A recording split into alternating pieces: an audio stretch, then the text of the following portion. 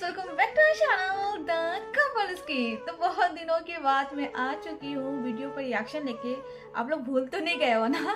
तो बहुत दिनों के बाद आई हो, मुझे पता है। एंड कमेंट भी बहुत आ रहा था कि क्यों नहीं रिएक्शन वीडियो आ रहा था। वो थोड़ा सा बिजी शेड्यूल होने की वजह से वीडियो नहीं आ पा रहा था। मैंने बहुत ट्राई किया कि मैं टाइम निकालूं, पर बिल्कुल भी टाइम नहीं था, जिस वजह से वीडियो इतना गैप हुआ है। अभी तक तो कभी ऐसा गैप नहीं हुआ है, पर इस बार बहुत ज़्यादा गैप हो गया।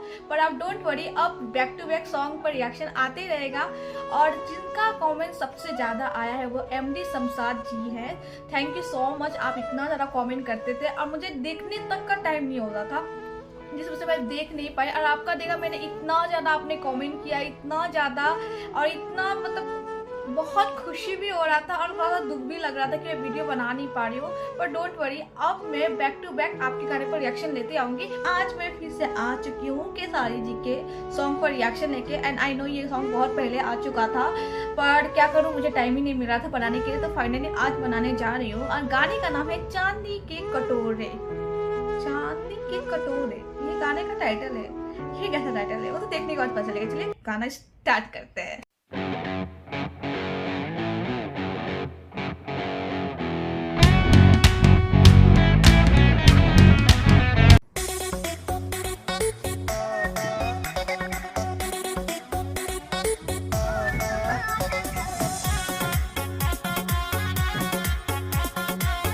ऑफिस का माहौल है।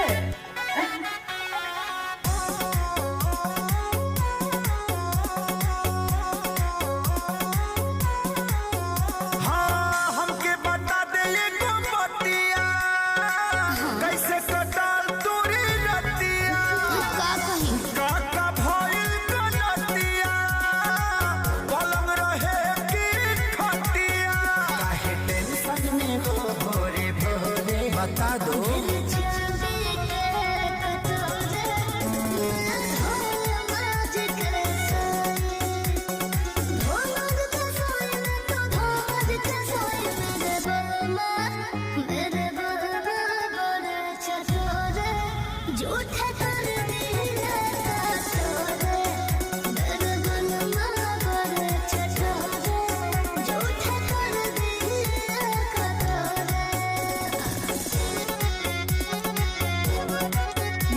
लाउड है, लिरिक्स भी थोड़ा कम है।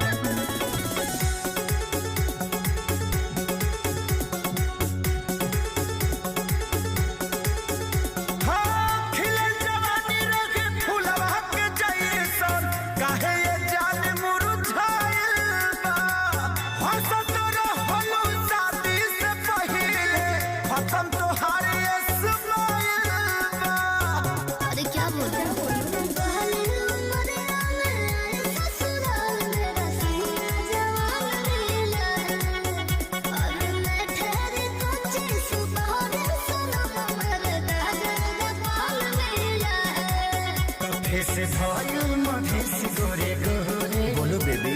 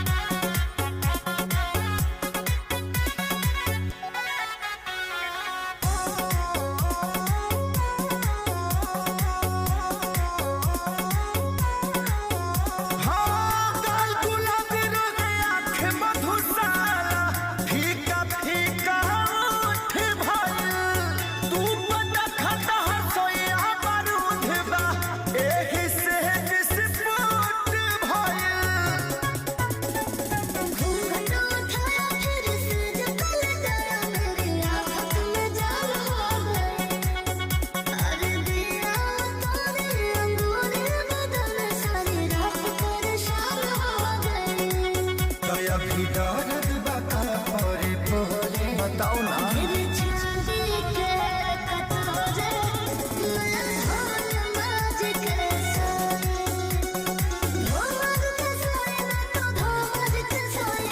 Mama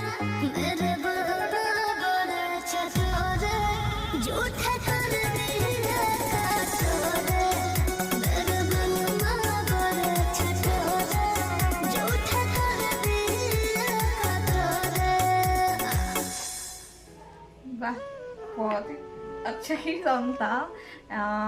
ये जो सॉन्ग है वो 3 मिलियन क्रॉस कर चुका है, यानी बहुत ज़्यादा सबको पसंद आ रहा है। और इसमें हिंदी और जो भोजपुरी है दोनों मिक्स था। तो म्यूजिक जो था ना वो ज़्यादा लाउड था, तो मुझे लिरिक्स समझने में थोड़ा प्रॉब्लम हो रहे थे। पर हाँ, ओवरऑल सॉन्ग बहुत अच्छा लगा। आई होप आपको भी अच्छा लगा होगा ये सॉन्ग, तभी तो इतना ज़्यादा मिलियन में क्रॉस कर चुके हैं। तो प्लीज़ आप लोग भी लाइक कीजिए, अगर मेरा रिएक्शन आपको लोगों को अच्छा लगता है तो प्लीज़ लाइक कीजिए, कमेंट कीजिए एंड शेयर कीजिए अपने फैमिली एंड फ्रेंड्स के साथ। एंड साथ में अगर आप हमारे चैनल पर नए हैं तो सब्सक्राइब करना मत भूलना एंड बेल आइकन है उसको प्रेस करना मत भूलना। तो बस मिलते हैं आप लोगों से नेक्स्ट वीडियो में किसी और धमाकेदार सॉन्ग के साथ। तब तक के लिए जय हिंद।